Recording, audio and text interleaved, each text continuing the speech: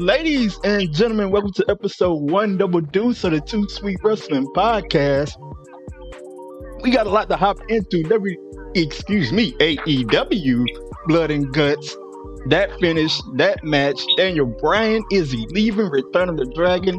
And also for my anime fans, we're talking about Invincible, the Invincible finale. Stay tuned to the end of the podcast. So, we got a round table here. We got Revenant, we got Marie, and we got how do you pronounce that? So I won't butcher it this time. Russilient.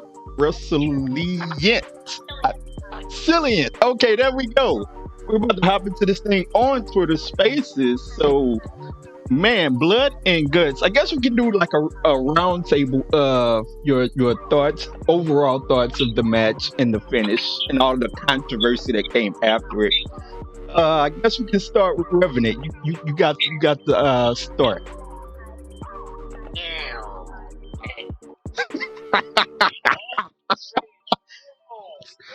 What the hell did I watch last night? What the hell did I watch last night?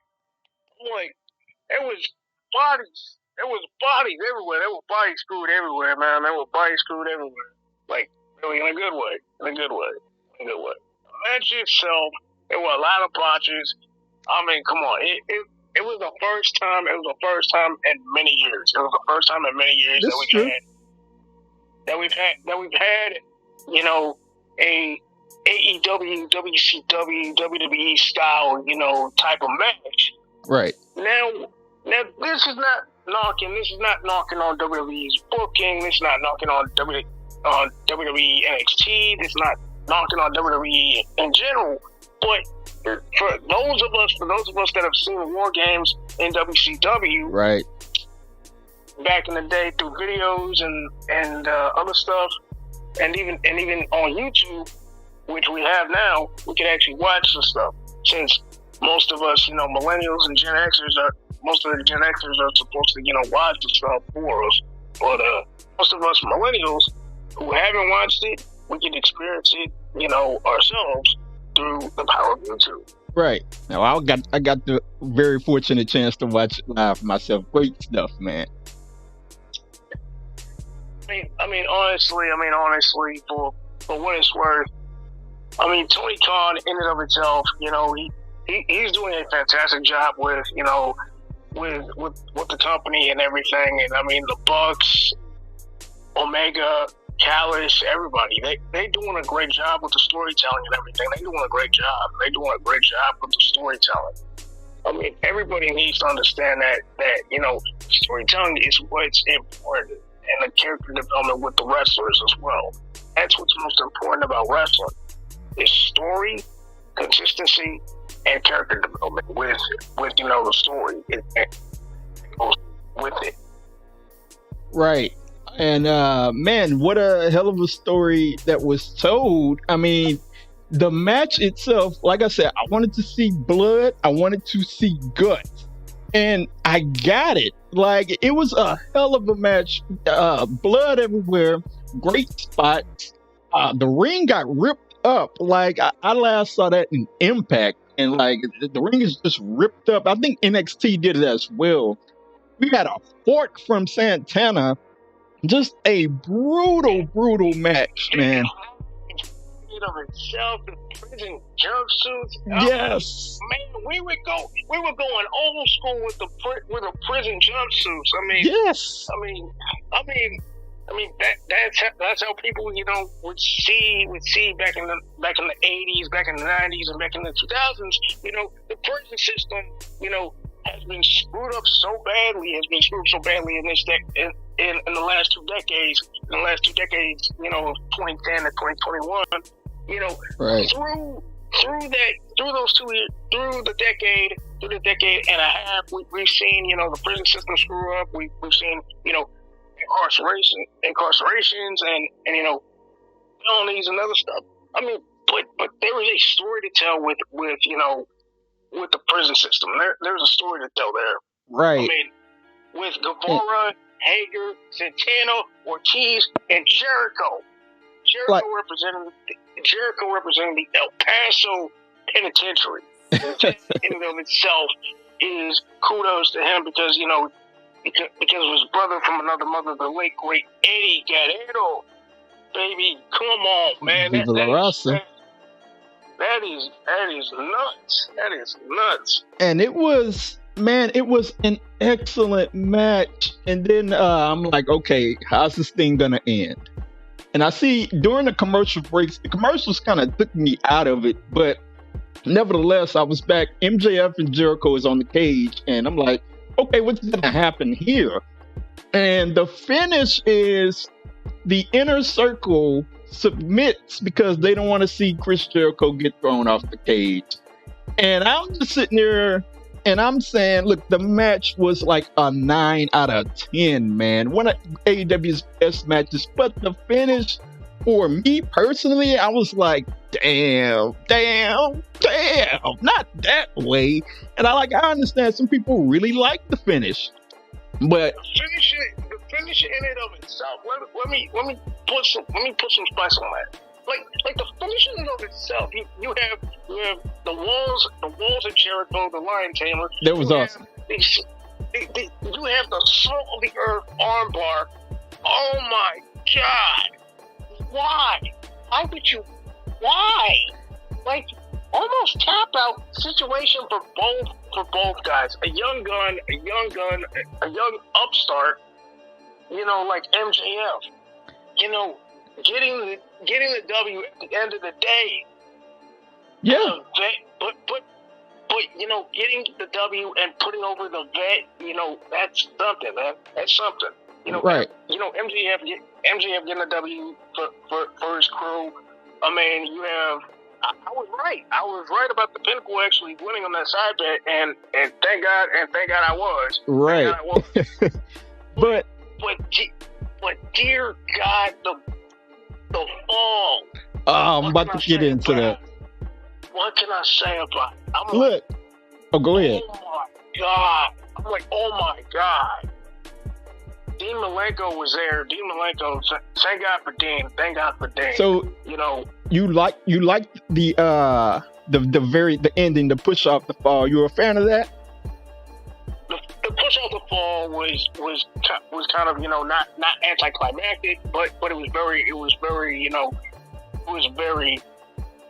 the timing was good. The timing was good. And really in and of itself was really well executed. Well, for me, if that's the spot you're going to go with, for one, I thought it made the Inner Circle look really bad. They gave up the match because they didn't want to see Jericho fall, and he pushed them down anyway. So that made the Inner Circle look bad to me. But nevertheless, if your plan is to have Jericho fall down on whatever it was, some pillows or whatever, that's all fine and good with me, but it would have been so much better if they would have hit the camera angle.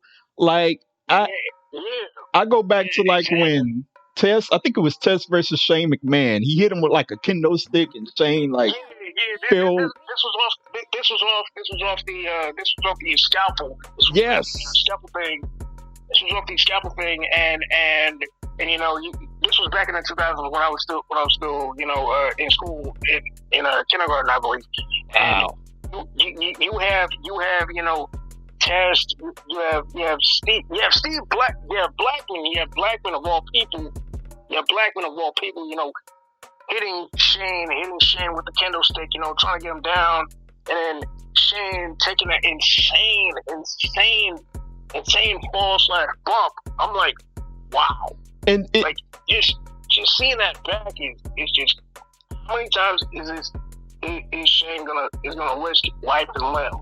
Until automatically gets hurt. And we remember it to be a great spot because they never show the impact. They just show the end. Shane is laid up.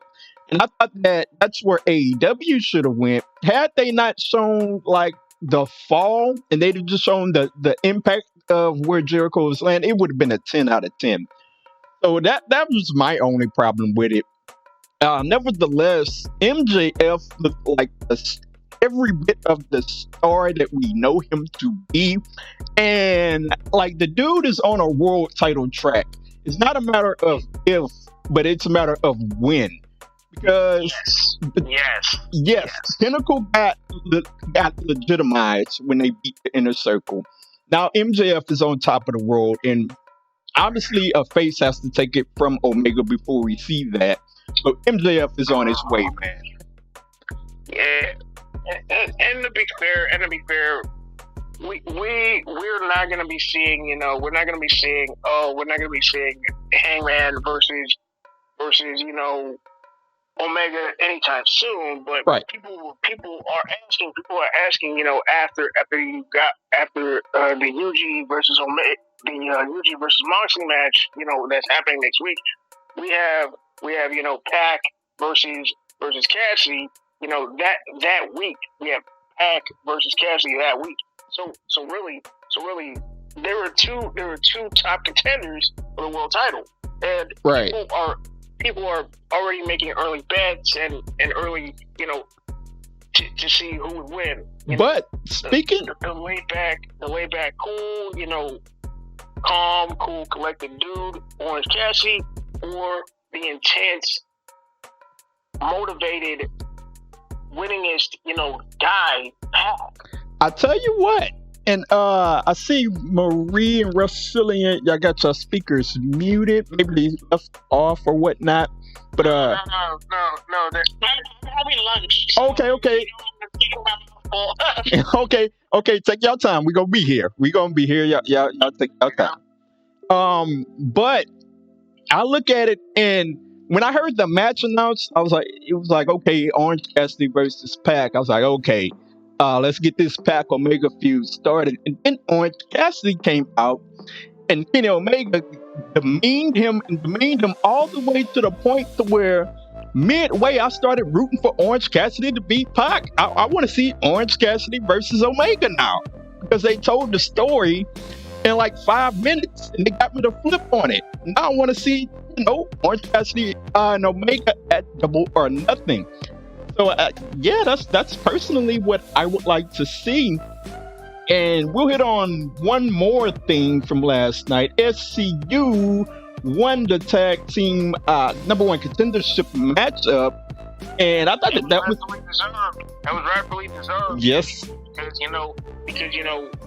there was a story to tell there. There was a story to tell there. You have the Bucks, who are PWG alum. You have Rick Knox, who is PWG alum. You have so many guys from PWG and onward, going to AEW or going to WWE, doing their thing there, at those companies. And just recently we had, Daniel Bryan have his contract expired. People are wondering where is he going to go next. We're about to head into that. That is actually impeccable timing, because that is the next topic. Daniel Bryan, the return of the Dragon. Look, man, it was Daniel Bryan versus Roman, and I kept saying, people were talking about Raw and people were talking about NXT. And I'm like, man, this could be it for Daniel Bryan. Like, let's appreciate the dude right now, because we don't know. And it turns out that his contract is up. And I'm like, wow, man, where is he gonna go next? This is my thoughts. He keeps talking about, wanting to wrestle with the guys. Here's what I think. This is all a bargaining ploy. It's like everybody uses AEW for leverage. I personally think that, he's just using AEW for leverage, and eventually he's just going to get a bigger deal from WWE, and he's going to be part-time Bryan or producer Daniel Bryan. That's what I think is going to go down. What do you guys think? I can jump in here now. As much as I love Daniel Bryan, and I watched him in the indies and grew up going to Ring of Honor shows back in the day, and having the privilege to see him versus Takeshi Morishima and almost lose his fucking eyeball right in front of me. I have a really huge respect for Daniel Bryan, but Excuse me. But Okay. I don't think we're ever gonna see the American Dragon come back in full force. And him saying that he has his bucket list to wrestle these wrestlers, like, dude, you should have did it the first time you contracted. Right? Like, why you want to tease it now? We know that you're going to be a company man. You have a family to take care of, so your priority changes. And as much as I want to see him have like one great year of wrestling in New Japan, wrestling in Ring of Honor, wrestling in AEW, and wrestling everywhere else, we're not going to get it. Everyone has taken the hook, line, and sinker. And when it's gonna come out that he re-signed with WWE, everyone is gonna be pissed. Right. You know it. Yes. That is true. That is true. Definitely. I mean, as much as I want to see him like taking other ventures, I mean, it's different with Brie Bella. So Parenthood is kind of a top of the list thing to do for us that do that. So. Yeah, right. Fatherhood's one thing because my father ended up could attest to that because he's my dad raised two wonderful kids. Myself and my sister for the past 20 plus years. I mean, that's awesome. And he's a preacher. I thank God for my dad. I thank God for him. That is awesome, man. Anywho, the one thing that God, has to give, Bryan Danielson is, the fact that the longevity that Bryan, the longevity of doing something great. I mean, even the longevity and the will of fire that he has will eventually burn out. And some people will know that people's lifelong dream is to become a wrestler or become a commentator or anything like that. But for guys like Dominic or say like Candace or right. I mean, you have these young up and coming guys and gals making moves, making waves. I mean, Dominic, he's been trained by Jay Lethal. He's been trained by Lance Storm. He's been trained by Ray Phoenix. He's been trained by Conan. He's been trained by these legends and icons of wrestling just to get his damn foot in the door with WWE. And yet people have been saying to Dominic that he should be going to he should be going to the indie scene. He should be going to the indie scene. He should be going to NXT. No, let me just say this. Let the man do what he does. Let the man do what he does because I'm a couple of years older than him. I don't care. If I'm a couple of years older than him. I don't care. I would rather take a 619 to the face. I would rather take a 619 to the face and absolutely, take a frog splash in and of itself. That's just me. Right. That's just me. And before we get going to the next topic, I'll give Marie and Resilient a chance if y'all want to speak on AEW. Okay, that'll always be there. We'll move on to. You have the floor. Thank you. So yesterday, I mean, I really liked it. That there was like blood from the very beginning. Yes. I felt like I was bleeding on his mouth at one point.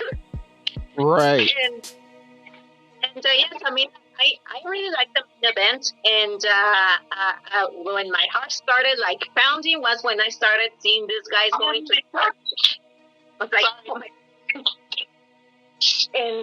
And yes, I mean the fact that MJF made the inner circle surrender by turning Pro Jericho off of the cage, and he did it anyway. I mean, I think that solidifies him as a top heel on AEW. Yes, most definitely. Cool. Sorry. I'm sorry.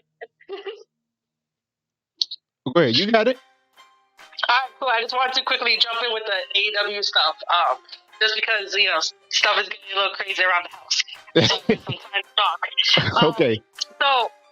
So I was able just to catch like the highlights via Twitter. And Blood and Guts looked actually like a really good, like a good feel war games that you're like, yeah, I'm hyped for it. It was. And everything. The only problem with the ending was just the production value. It has nothing to do with Jericho falling on the crash pad. You know, that was fine. That was 100% safe. We want everyone to be safe. Right. But they could have beforehand tested it out with like a dummy. You know, they could have told Kenny to bring like, you know, that freaking blow up doll that he had and like throw it off the cage and like have two people on either side record with their smartphones and be like, all right, does this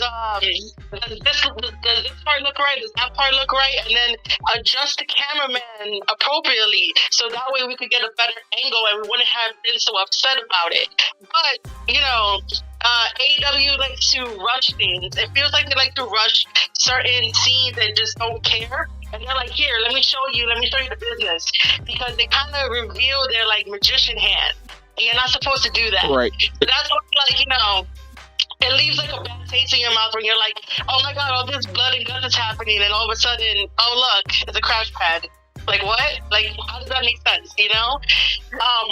Overall, I think that AEW is, you know, picking up steam here and there. I don't agree that Hangman fell in the rankings all the way to number 5 just because he lost to Brian Cage, and then all of a sudden Orange Cassidy is number 1, and right behind him is Pac. It's like, that's a fair point. You guys are really twisting this around, and I thought that the rankings was working for a while. Now it's like, what the fuck is happening? You know?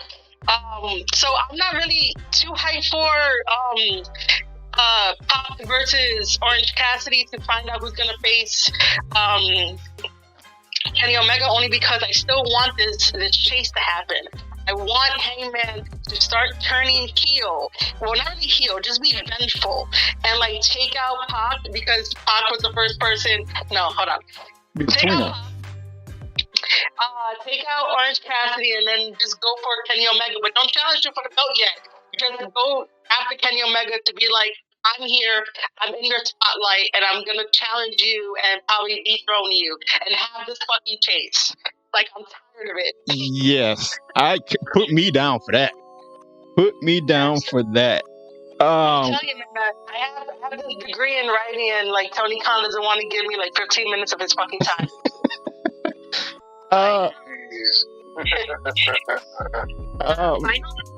To weigh in, like on the Blood and Guts thing. Go ahead. Inner circle. I mean, if this storyline is going to continue, someone that the inner circle should have on their sides, it's Tony Blanchard. I mean, if he hadn't assaulted the referee and taken the keys from him, none of that would have happened. So there you go. Yeah. Yeah. Oh, go ahead. Well, I just gave, before we move on. Oh yeah, I got something. No, I'm just listening. Okay, before we move on, I just gave the mic. I just put somebody on speaker. If you would like to talk, I forget who it was. Simply. Anytime you want to weigh in, man, I seen you request it. So if you got something to say about AEW or Daniel Bryan, feel free. As I look toward the next topic here. Next topic is Andrade. Andrade challenging Kenny Omega for the AAA championship at Triple Mania, and man, like I count me surprised, because I didn't know where Andrade was going, but I am all in on this one for Triple Mania. And like Andrade versus Omega, it's the Jericho effect. Like when Jericho challenged Omega at for New Japan, I was like, you know what, this is going to be the first Wrestle Kingdom that I stay up for. And now it's Andrade versus Omega, and now my eyeballs are on AAA, and I'm like, okay, I have to see this. So what are y'all's thoughts on that? because I was shocked by it. Andrade versus Kenny Omega. Jesus Christ. Andrade desperately needs a manager. He really lacks in mic skills. Yeah. What's up?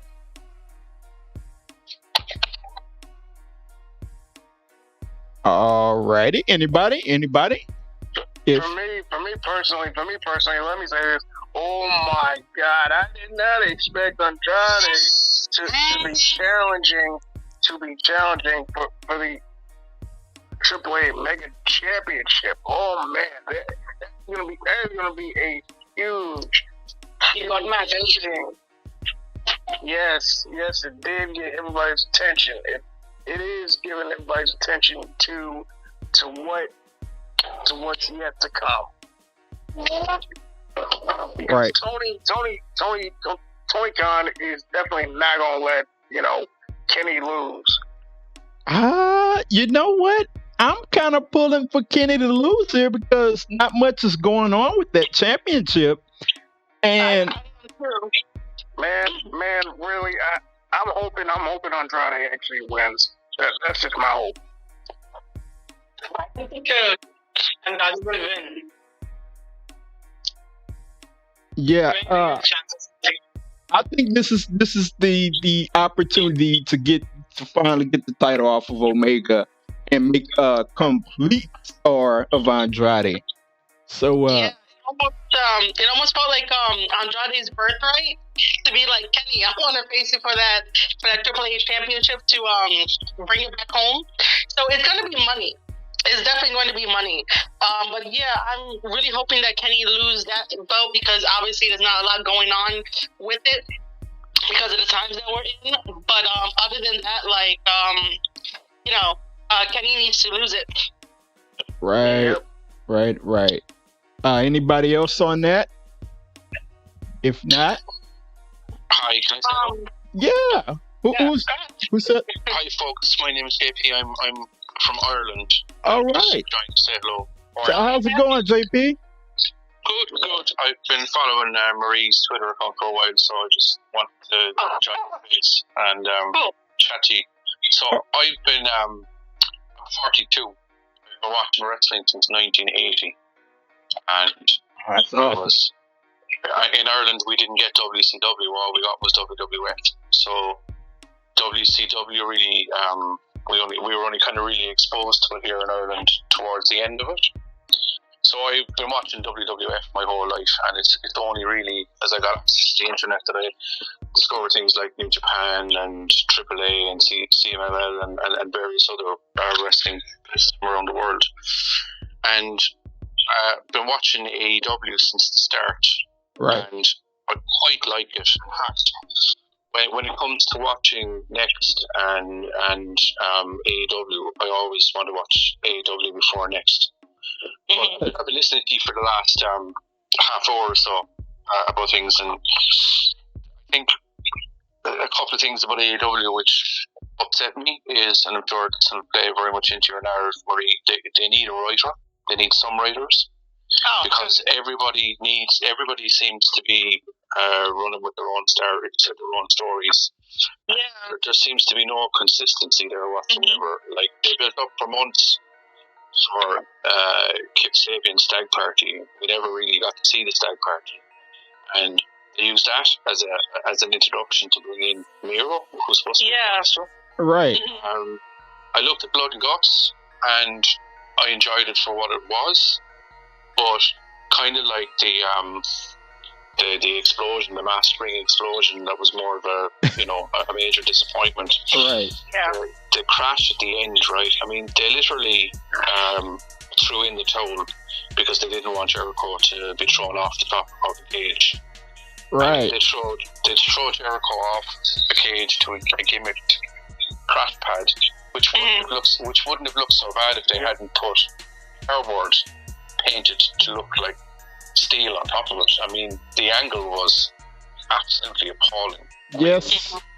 I love Eddie Kingston. I felt so bad for Eddie Kingston looking at Eddie Kingston covering John Moxley when the ring was going to explode. Yeah. as if he was unconscious, right? Can I tell y'all, A couple of sparkles, for those and 10, then they retrospectively said that he had a panic attack, right? This guy is supposed to be one of the toughest wrestlers out there. He's one of the best talkers in the business. He has a panic attack. They need, I mean, I much prefer AEW to WWE now because WWE has been trash for years. Yeah. At least they have kind of storylines that kind of make sense. Yeah. You know, or they have people who give promos like him and that can make sense of something, you know. But as much as I love AEW, it's just so hard to look at the consistency of it. Oh yeah, I know. And like, if I was Daniel Bryan, I'd run a mile. I wouldn't be going there at all. Because anybody, the only reason he'd go there would be to build up new wrestlers. He can do that at Next. You know, some of the new talent coming through there. I mean, there's no storyline advantage. There's no advantage for Bryan Danielson to go to AEW. I don't know. Sorry, I know I'm talking a lot now, but no. I doubt you get the Irish. I doubt you get an Irish perspective very much. And take all the time you need. Yeah. But I just think I would love to see AEW invest in areas like, the production is good, but they need long-term storytelling, and they need, Omega's so amazing. I think he's fantastic. He's one of the best things I've seen in years. Love him, right? He's very, very hands-on in what they do. Like, they need to protect that. They need to protect the storytelling. Same with Hangman Page. I think Hangman Page is brilliant. Like, I'm not going to be spending the next 6 months of my life trying to figure out whether he's going to become the leader of the Dark Order or not, you know? They want to just get going on stuff or not. Let me break that down. There was some rumors and some speculation on the whole who should be the leader for the Dark Order, and people have been saying, it should be Evil Uno, but people have also been saying that it should be Sting. I didn't hear that one, man. Well, you know what? You want to get your money's worth out of Sting because they're paying him $500,000 to turn up once a week. Right. They're not managing Sting properly either. I mean, Sting comes to the ring. He's a 62-year-old man with a baseball bat. I'll say this. And Brian Cage and everybody else, they have a 5-on-1 advantage, and they run for the hills when they see Sting. I'll say this as the biggest Sting fan next to my brother. Like, we talk about this all the time. Like, Sting should be like The Undertaker. Like, you rarely see him, and then all of a sudden, the gong hits, the lights go out, and it's like, oh my God, The Undertaker's here. That's how I really think Sting should be. Put him in the rafters for a year and a half, like. Before. I would like to throw something in. Like, I don't think partnering Sting with Darby is actually helping Darby at all. I thought that initially it helped him, but now it's like, Darby is his own thing, and now there's really no need, So I feel you on that. So I shut up, but I think they need to invest in proper long-term storytelling, and I think that'll make a huge difference. Well, as I say, I really like the product, but very frustrating as well. I mean, did 50-year-old Chris Jericho need to take a bump off the cage? No, he didn't. That last night. No, he didn't. And I think that's probably more Jericho's insistence because he wants to show people that he's still relevant and he's still a kingmaker, and he's taking a lot of shit because of his physical appearance. He wants to show people that he can, Foley, like from being thrown off the roof, but then, throw him onto a load of car orders. There's no out Foley and Foley. No. I'll tell you that, man. Can I ask you guys a question? And I will shut up then. I mean, clearly you all like the AEW product. Do you think, like, I'm watching, like, obviously in Ireland, we don't get things live, so I have to use nefarious ways at times to see stuff, right? Yeah. So I'm watching Impact as well, and I'm watching Major League Wrestling. Is WWE, is it irredeemable at this stage? Is it just, they have their big or deal with Peacock, and they don't really care. I saw a tweet earlier where it said it doesn't matter if Daniel Bryan goes to AEW because there's no character within WWE that's big enough anymore to move numbers or to make a difference, and it doesn't matter.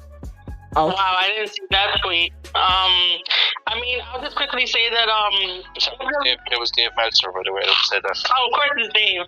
It's awesome. Anyway, but quickly, just to give you like an answer to that, but WWE can be redeemable. They hired a con to take care of creative and story, so he wants to do a lot more like soap opera stuff, a lot more Hollywood-esque stuff, and start pushing reference into like movie roles and stuff like that. Yeah, I want to see wrestling though. Yeah, I know, but I'm just giving you the details of like what I know, what I've seen online. But they want to do that. But as far as I can tell, it doesn't look like it's going to be redeemable anytime soon in the near future because they're focused on that Peacock deal. Getting other people that like we don't really need to see on TV. As much as I don't mind Eva Marie, we don't need her. Or Eva, yeah. That's a topic. Save it. No, save it. Save it. Okay. That's a topic. But other than that, AEW, New Japan Pro Wrestling, MOW are basically beating WWE in terms of like what to watch and what to feel comfortable watching and not so cringy. So, you know, we're going to have to give it a couple years before WWE can get back on track.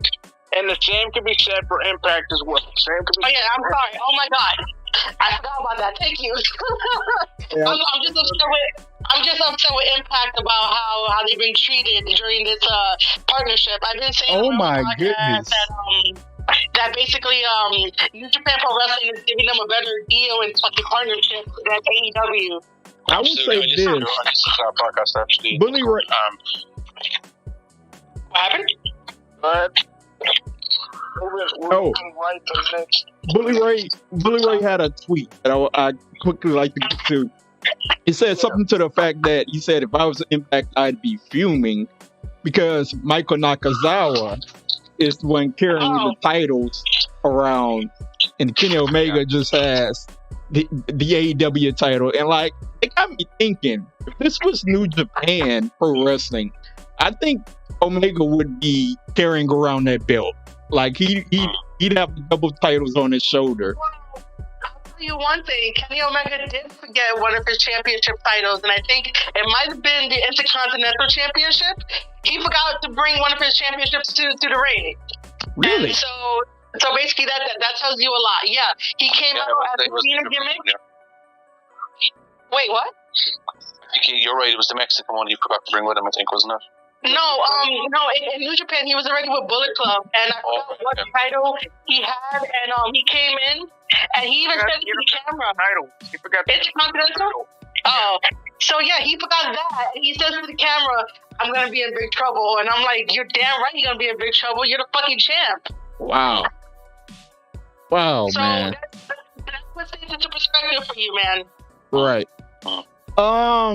Moving on to the next topic at hand. I was talking to WWE and MLW. Well, there's a possible WWE MLW partnership going on. Like, that is the most weirdest news ever. My goodness. That is weird. That is weird. I was scrolling Twitter and I seen that, and the first thing I said was, "Oh no, no." Because Vince bought out the territories. Vince, they bought out Evolve. And then we had the whole situation with in UK with NXT. They cleaned that out. So I'm like, no, MLW. You got some good momentum going. Just don't mess with them. That's my take on it. What do you guys think about it? Well, Kurt Bauer made some accusations against WWE in 2018, accusing them of sketchy practices. So, like, unless they have a very short memory, WWE, I can't see how that's going to work. Nope. Yeah, me either. Me either. I just, man, MLW has been doing some great things. I don't know if you guys watch Lucha Underground, but Dario Cueto, Cueto. El Jefe is back. Yeah, and he was the best thing about that whole thing. Yes, indeed. Aztec Underground, Vampiro. What I love. You know, I love Vampiro. I love the guy because I've actually gotten retweeted by him. I've gotten retweeted by Matt Striker before. So really, it's not that big of a deal.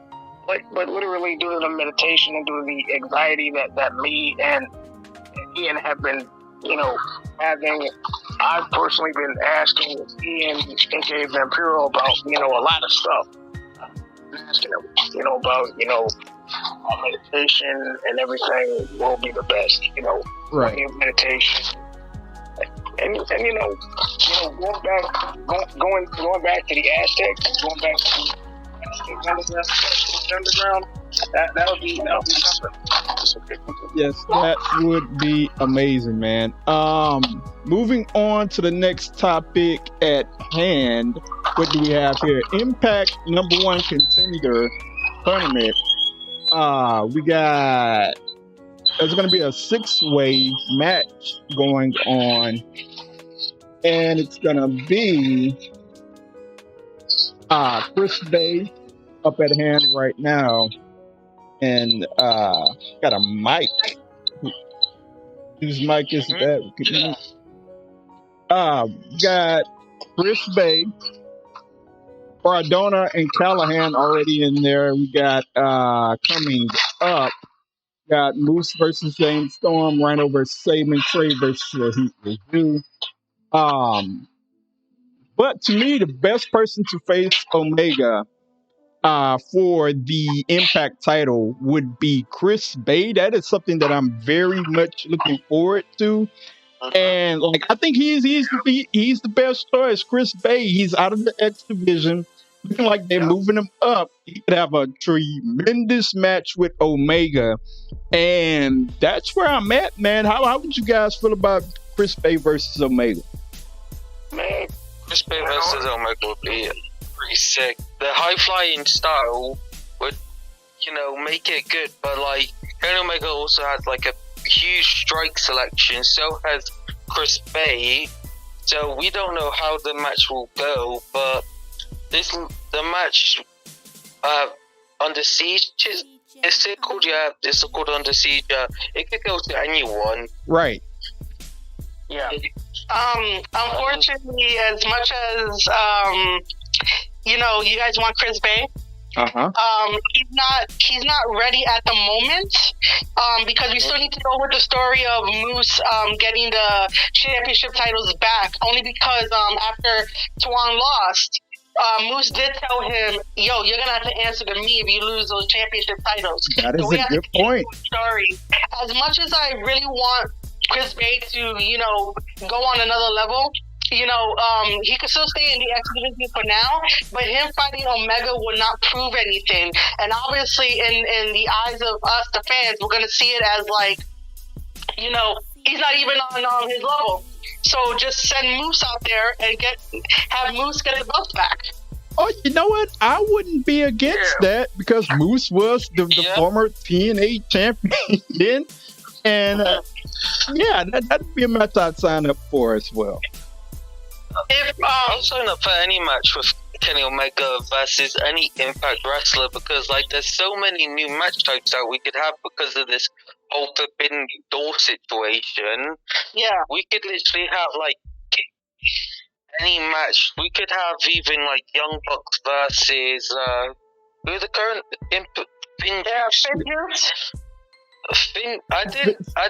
I don't really know. Didn't know who they were a lot. I knew Juice Robinson from his time in in NXT.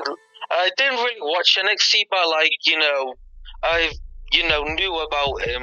He had a couple of matches, and then he did this whole vegan style gimmick or something. I don't know. I don't really know too much about whatever Juice's old character was, but He's I awesome. knew Juice like in Juice. I've known. I think I knew him in like New Japan. That's where I found him from, with his matches versus Moxley. Which any Moxley match is gonna be good either way, in my opinion. Depending on like what type of match it is, or it could just be like the WrestleMania whatever that match was, like a WrestleMania like 32 or something. That Brock Lesnar match. That stunk. That was stuck because of Brock. But moving on to the next topic, Stephanie McMahon. She had a tweet somewhat to the effect of, and I'm just trying to go off of memory, said, well, what if women got the same opportunities that men did in sports? What if they had media? Yeah.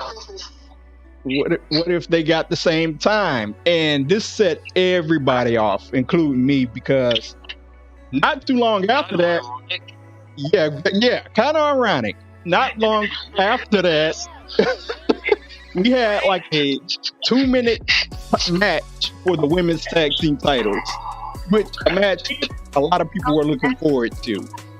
Well, I mean, did you tweet this before or after they set Mickey James her belongings in a This was after. This was after, yeah. This was after. Oh my god. Yeah.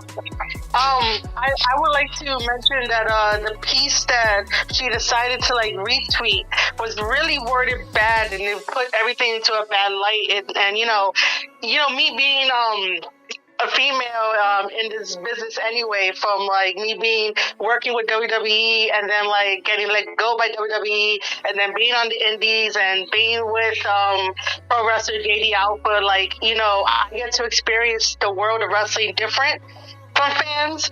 But necessarily, like, I've always been about, if you work hard and you treat others with respect and dignity and you form friendships, like, money is obviously, like, it should matter because you got to survive somehow. But, if I'm not gonna get paid as the same as the men, that's totally fine with me, because the men are putting in harder work than I am, because they're going to be there every single day. I might not even be like, if I wanted to wrestle or wanted to be a manager, I may not be out there every single day because I might have stuff to do in the back. So, I think that the work relationship really shouldn't matter of like how much someone puts in, as long as you love what you do and the passion is there. I just think they really took that out of context just to play the trendy part of like, oh my God, we gotta talk about this. And it's like, right. just do what you gotta do and be happy that you're doing it, because people are gonna come up to you and be like, hey, you changed my life. Hey, you inspired me to do this. You inspired me to do that. That's way more better than like, hey, that dude's getting paid way more than me and I don't like it. Fuck that. Go out there, have fun. Stephanie retweeting that was definitely like the epitome of tone deaf right there. Right. I will say that. Basically, if I could say something about that. Sure. Basically, it's like, I can't understand a word you say. Basically, that's exactly what I'm hearing right now. That's exactly what I'm hearing from people who are complaining about everything, whether it's the tweets, whether it's sports, whether it's anime. I mean, come on, guys. You're being tone deaf to your own bull, to your own crap, Don't read too much into what you say. Don't read too much into what you say. I will say it's gonna bite you. It's gonna bite you. I will say that that's all fine and well what you tweeted, but you can't tweet that when you look at the opportunities that you give the women. Like the title matches only go 2 minutes. Like Asuka's title reign. Jeez, they just didn't care. So like there are a lot of things that WWE needs to work on before, like, you know what I'm saying? you have to remember that WWE is more of a company, and the person that could bring in the more money is like, oh, you're our top person. If it doesn't matter what it is, it's like, oh, money, awesome, come here. Right. As we move on to the next topic, evolution. Evolution. Eva Marie. Like, I see that, and I'm like, okay, Eva's back. And I'll say, okay, I'll give it a chance. Just play devil's advocate here. Maybe she's improved in the ring. Maybe she's improved somehow. And, I'll give it a chance to see, what happens. But I'm not all that enthused about it. What do y'all think about it? We'll see how it plays out. I was just quickly going to say that we'll see how it plays out. Say that again? Yeah, honestly, I hold on, get. Go ahead, take it away. I'm gonna be honest. Even though she brings in views, just like Becky Lynch, I swear to God, the in-ring thing, the in-ring return after staying, with the bodybuilding stuff and her modeling. Yeah, I personally don't. I'm not hyped for this. I just don't understand. Like, why would anybody, get rid of a legend like Mickey James, and exactly, and also getting rid of a national wrestling treasure like Aiden Royce and Billy Kay. Like, that's a little bit more arguable. Yeah. Like, getting rid of two of a legit tag team in the Iconics. You're getting rid of a legit tag team in the Iconics, and you're getting rid of a legend to bring back Eva Marie. Yeah. What are you thinking? They did it for the shock value. That's what they did it for, shock value. Because it's random to bring it. Yeah, very random. He's going to bring it back, but it's probably not going to get views. Yeah, I think if it was Ronda Rousey, after everything that she's done, and after when she had her kid, when Ronda comes back and when Becky comes back, swear to God, they're gonna tear the house down. They see her though. I think in the way they see somebody like Logan Paul, somebody who has kind of brand. Well, if you look, they paid Logan Paul $1 million to just show up. $1 million? Yeah, just to show up. I mean, when you think about it, some of the wrestlers they left go were on about $200,000 a year. Yeah. So there was they paid the salary of 5 of those wrestlers for one Logan Paul, and it just seems that they seem to have. Let me interpret it on that. So really, the whole one of the Paul brothers, I believe it's Logan or Jake. I believe it's Logan or Jake. Yeah. That are going to be doing the whole boxing thing with that's Jake. Yeah, that's Jake. So Jake and Floyd Money Mayweather, they're going to go at it in June. And I'm like, I got my money. Me and my dad, we got our money set on Floyd. We got our money set on Floyd Mayweather beating / whooping. I've got news for you. It's an exhibition match, so there's not going to be a winner. Well, still. Oh, really? Yeah. Oh, they did that with Mike Tyson and Roy Jones. There wasn't a winner. Yeah. I mean, even as an exhibition, I really want Floyd to actually, Right. Listen, folks, I have to go, but it's been lovely talking to you from Ireland, and I hope It to talk was to you again at some lovely stage. talking to you. It's great talking to you, JP. See ya. Keep up the work, and talk to you again soon. Bye. All right. Go, thanks. Take care. Bye. Take care. All right, on to the next topic at hand. We have new women's tag team champions in NXT. The street fight that was brutal, man. Shotzi, Ember, Indy, Candice LeRae. I absolutely love this. Shotzi is turning into this era's Jeff Hardy, to where she just jumps off of everything and is like, please don't die, Shotzi. And Shotzi, definitely. Let me say this about Shotzi. The way that she's been brought up, been molded as the female version of Jeff Hardy. That is great. That is great. But to an extent, with not just her cameos, from our boy Enigma to everybody else, but the way that she's handled,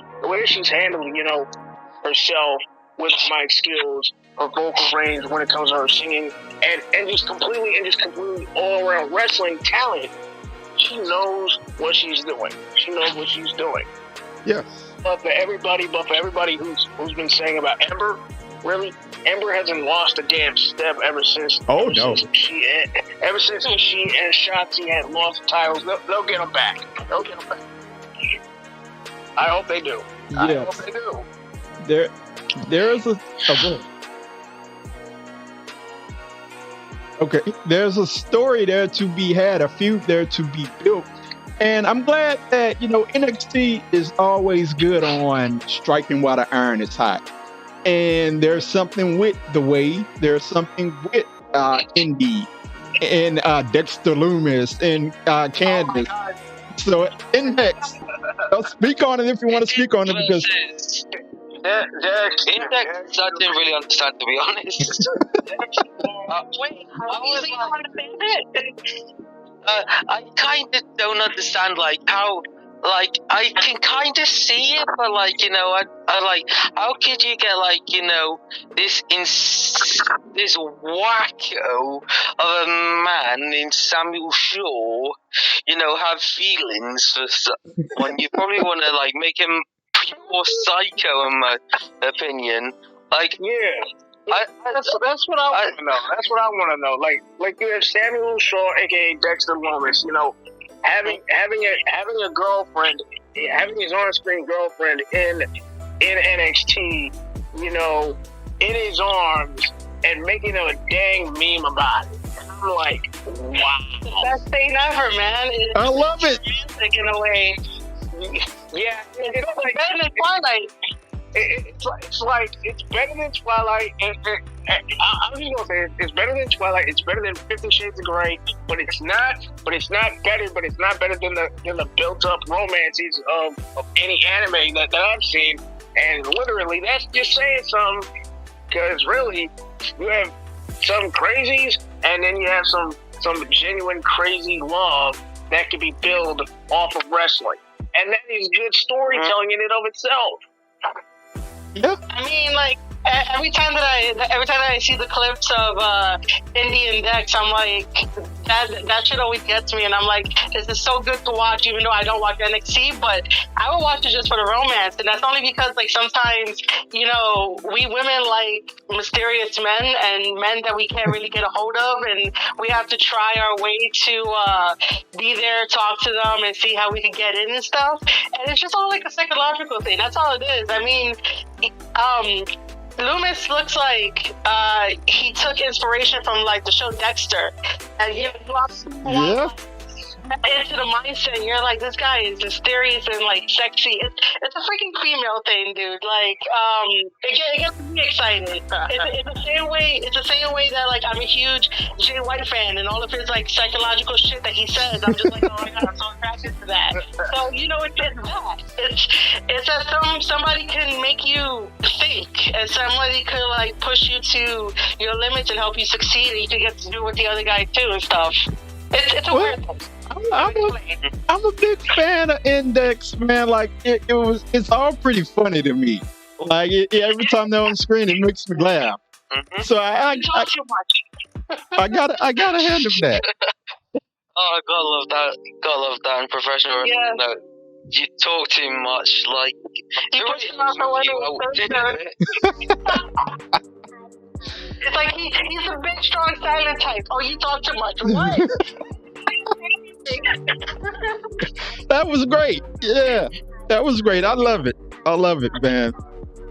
So, moving on to the next topic at hand, we're gonna have Retro SmackDown coming up. So, I mean, I thought of this. Since Retro SmackDown is coming up, the top 5 SmackDown stars of all time. What would be your top 5? Here's my top 3, however many you want to say, top 1, top 3, however many. But here's 5. Here's 5 for me. Okay. Batista at number 5. I know he started off at Raw with Evolution, but to me, Batista became a SmackDown guy over time throughout his big run. Number 4, Undertaker. Like, I respect the fact that He retired. no, I'm talking about all time. Did you say I respect the fact that he retired?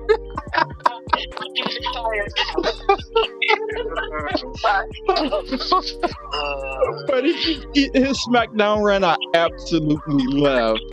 At number 3, rated R superstar Edge. I thought he really took off when it came to SmackDown. Number 2, the Friday Night Delight, John Cena. And number 1, clearly, the man that they named the show after, The Rock. That's my top 5 SmackDown stars of all time. Which y'all's are either top star, top 3, or top 5? So For me personally, let me put my hand in the ring. Mine, it would be The Rock at number 3 because he's the People's Champ. Number 1 would be technically The Undertaker.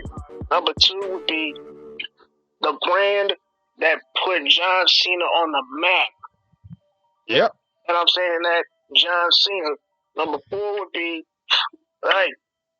putting 2002 guys in there. Rey Mysterio. Rey Mysterio's at number 4 because I like that. Since Ray's been a part of WCW, been a part of AAA. Hell, Rey Mysterio definitely number 4. Number 5, that's gotta be the one person that has been a part of both Raw and SmackDown, from the get go, and that's gotta be, well, you know who I mean, The Undertaker. Yes, sir. Well, I think you had Taker in there already. Right? That's why I was like, wait, that sounds like 2 Undertakers. So wait, hold on. Do you want American Badass Undertaker to show up while Undertaker shows up? You get it? I'm actually doing it both ways with Big Evil Badass. Okay. Yeah, Big Evil Badass Undertaker. Then when the Resurrection came around with WrestleMania 20, Dead Man Undertaker. Okay, I'll buy that. For my list quickly, you're having me think way too much, and I really don't want to think about it. Right. So I was just gonna be like, Teddy Long defeats all your lists. You can't have a SmackDown retro without Teddy Long. I agree with that. To be like, we got a match player. There's gonna be a tag team match in there. My SmackDown, since I'm kind of like a younger fan, I grew up with Buddy. So my just in no particular order, I'll do a top 10 for the Undertaker, Edge, Matt Hardy, Mm-hmm. The Miz. I'm going with current stars as well. Dean Ambrose, AJ Styles. Ooh, I like AJ. Oh shit, I forgot about that. Me too. Sorry. Go ahead. Oh, What? he fell out of the Twitter Spaces. He had a good list going. He got yeeted by accident. Oh man. Oh no. Oh. Yeah, Teddy has it. Teddy has it. Well, go ahead. We have Invincible. We have Invincible to cover as well. That's the last topic I'm going to. Okay.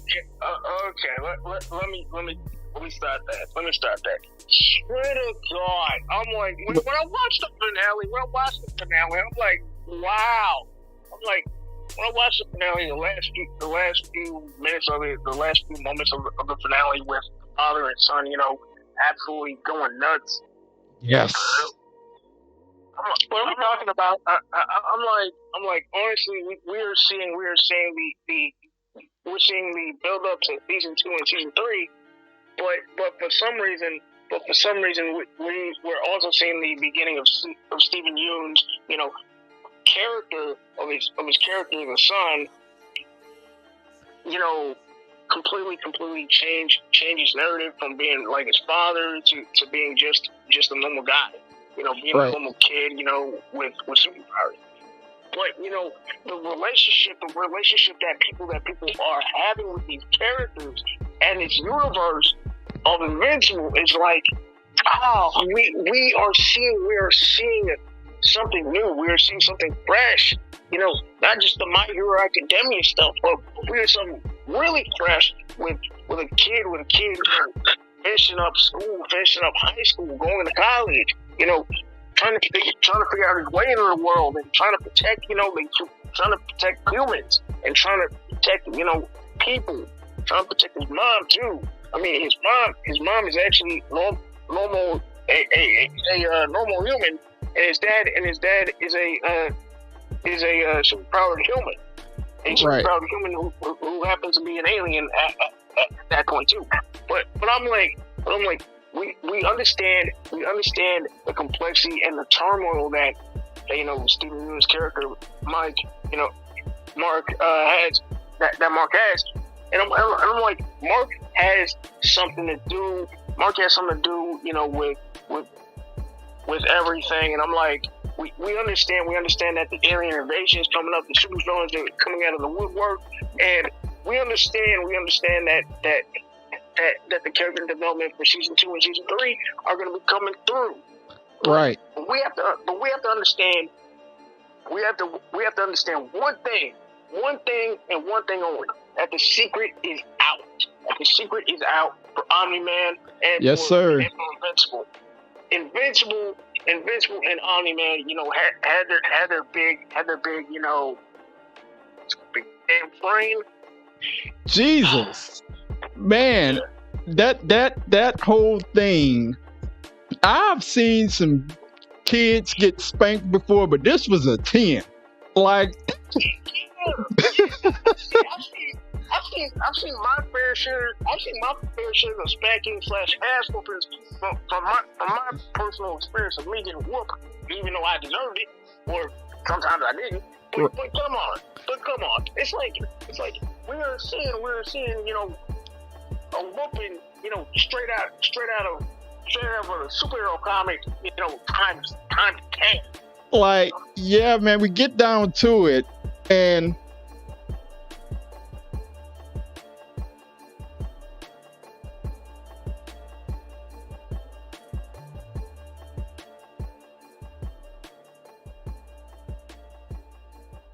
all right, Twitter Spaces just collapsed on me, but man, I'll get down to it and talk about the Invincible finale, and an incredible finale, man. Twitter Spaces crashed out on me, but yeah, just a great finale, man. Just a great finale, and man, I cannot wait to see the second season until we get hopped off on Invincible season 2. So that is it, ladies and gentlemen, for the Too Sweet Wrestling podcast and episode 122. Ladies and gentlemen, find me on Twitter at Too Sweet Pod, at OMG Corey B. So yeah, find me on Twitter. And ladies and gentlemen, I am out.